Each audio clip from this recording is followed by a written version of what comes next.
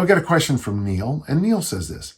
In the kettlebell world, there are a lot of popular time-based workouts. For example, Girivoy sport style training, the humane burpee for time, that's not supposed to be, but okay. The armor building complex with every minute on the minute, etc. As someone who appreciates having itemized agendas for things, I like those type of workouts because you can put them in your schedule and know they'll fit. Yeah, I mean, that is a really good thought. You know, if you're going to do, if it says to do 20 minutes of ABC, and you do it every minute on the minute, you can kind of figure out, you know, how to, you know, structure the rest of your day and your workout. I like that. Can you share some other ideas, time-based workouts, every minute on the minute, or workouts that have taken a certain duration time that work with a barbell?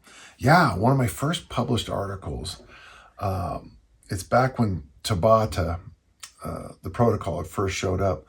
And I honestly think, and I know that the people from the workout that shall not be named claim it, but my T-Nation article was out before, you know, they did anything, but I could be wrong. But the Tabata style thing, I'm going to give you one workout that I thought worked. Nothing else works in my opinion. But Tabata is 20 seconds on, 10 seconds rest, 20 seconds on, 10 seconds rest, a total of 8 rounds, which is basically 3 minutes and 50 seconds, but everyone says it's 4 minutes, so I'll stick with that. Front squats, Tabata style, are brutal. I feel like I'm quoting the producers. They're brutal. I got to tell you, the first time I ever did it, and it's funny to think about, it was a while ago. So I just had to take Sirius Black to the vets for his last minutes. He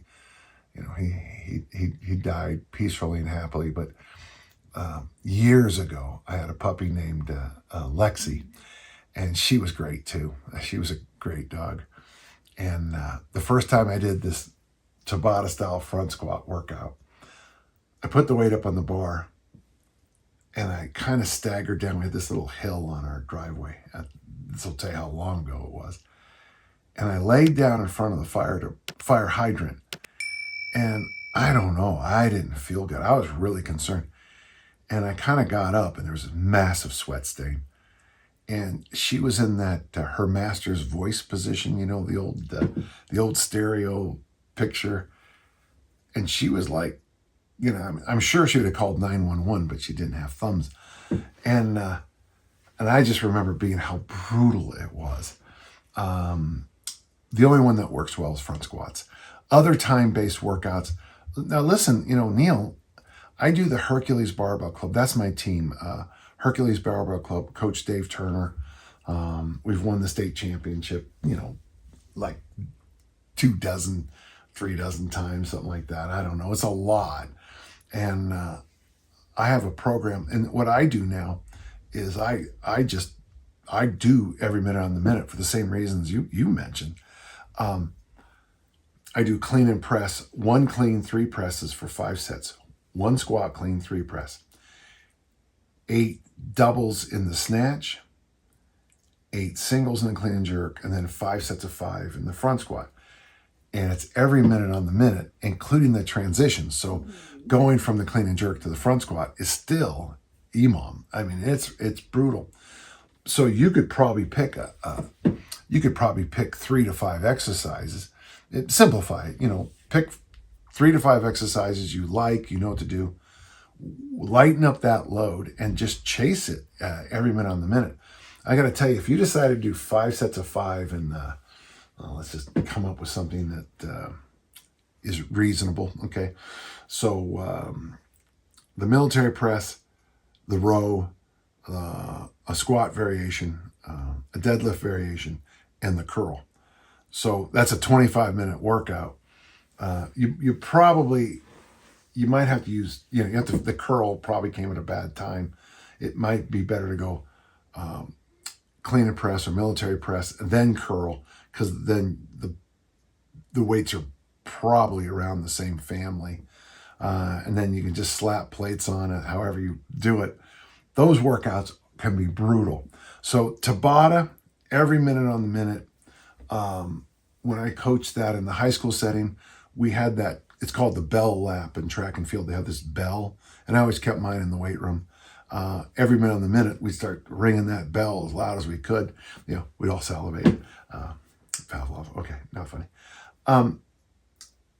Those every minute on the minute and Tabata are my two favorites. I do have another one where you do exact rest periods after every minute. So say like you're doing sets of 8 in the squat. As you rack the weight, I look at the clock. We have a standard clock in my weight room with a second hand. So if it's the second hand is on, 15 seconds after, it's on the 3, I start the following set on the 3. So that's another favorite of mine. The thing I like about that, and I learned this, it had been in the 90s, is if we're doing 3 sets of 8, you'd be shocked to see how light that last set, how light the weights have to be to get that last set of 8. And I always would tell the athletes and myself, even have to remind myself, don't judge the weight until that last set.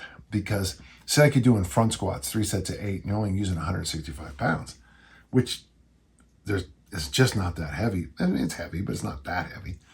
First set of 8, you rack it, ha ha ha.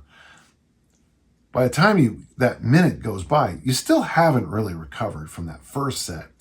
Then you do another set of 8. So you're huffing and puffing from set 1, you're huffing and puffing from set 2, and now, you're sticking your neck on the bar, stepping back on set 3, and you got to do a set of 8. So those would be my favorites. So my Tabata, it's funny how many are front squats, but the Tabata, every minute on the minute, and then the exact 1 minute rest. Other than that, I never prescribe rest periods at all because so much depends. If you're deadlifting 600, it might take you weeks to recover from that, not minutes. Okay. Good question. Thanks, Neil. Really good questions.